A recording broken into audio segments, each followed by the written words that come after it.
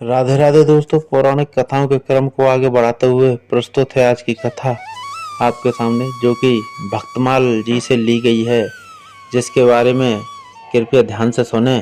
कहानी पसंद आने पर लाइक शेयर सब्सक्राइब करना नहीं भूलें। दोस्तों, जीवन में हमेशा यह ध्यान रखना चाहिए कि दो चीज़ों को कभी व्यर्थ नहीं जाने देना है, अन्न के कण और आनंद के क्षण को। एक बार की बात है, कालिदास बोले, माते पानी पिला दीजिए, बड़ा पुण्य होगा।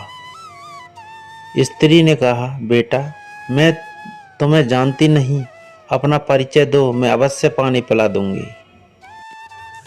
कालिदास ने कहा, मैं पथिक हूँ, कृपया पानी पिला दें। स्त्री बोली, तुम पथिक कैसे हो सकते हो? पथिक तो केवल दो ही हैं, सूर्य और चंद्रमा, जो कभी नहीं रुकते, हमेशा चलते रहते हैं। तुम उनमें से कौन हो, सत्य बताओ। कालिदास ने कहा, मैं मेहमान हूँ, कृपया पानी पिला दें। स्त्री बोली, तुम मेहमान कैसे हो सकते हो? संसार में दो ही मेहमान हैं, पहला धन और दूसरा यौवन। इन्हें जाने में समय नहीं लगता, सत्य बताओ, कौन हो तुम? अब तक के सारे तर्क से पराजित हताश तो हो ही चुके थे। कालिदास बोले, मैं सहनशील हूँ, अब आप पानी पिला दें। स्त्री ने कहा, नहीं, सहनशील तो दो ही हैं। पहली धरती, जो पापी और पुण्यात्मा सबका बोझ सहती है, उसकी छाती चीरकर बीज बो देने से भी अनाज के भंडार देती है। दूसरे पेड़, जिनको पत्थर मारो फिर भी मीठे फल देते हैं। तुम सहनशील नहीं, सच बताओ, तुम हो कौन?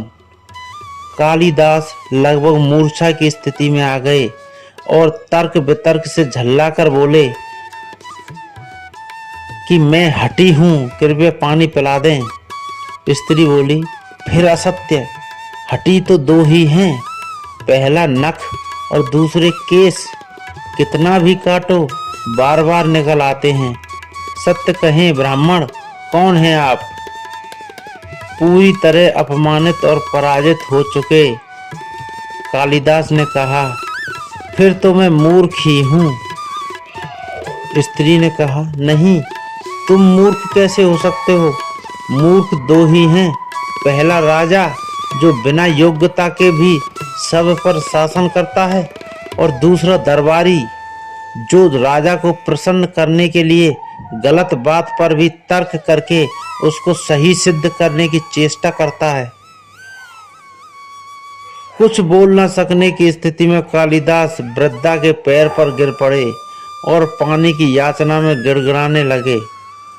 वृद्धा ने कहा, उठो वत्स। आवाज सुनकर कालिदास ने ऊपर देखा तो साक्षात माता सरस्वती वहां खड़ी थी। कालिदास पुनः नतमस्तक हो गए। माता ने कहा, शिक्षा से ज्ञान आता है, ना कि अहंकार।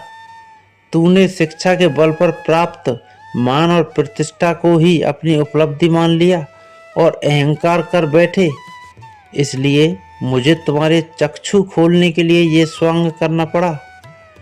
कालिदास को अपनी गलती समझ में आ गई और भरपेट पानी पीकर वे आगे चल पड़े। दोस्तों, इसलिए कभी भी विद्यता पर कभी घमंड ना करें। यही घमंड आपकी विद्यता को नष्ट कर देता है। दोस्तों, कथा आपको कैसी लगी कमेंट करके बताएं। कथा पसंद आने पर लाइक शेयर सब्सक्राइब करना नहीं भूलें। जय जय श्री राधे।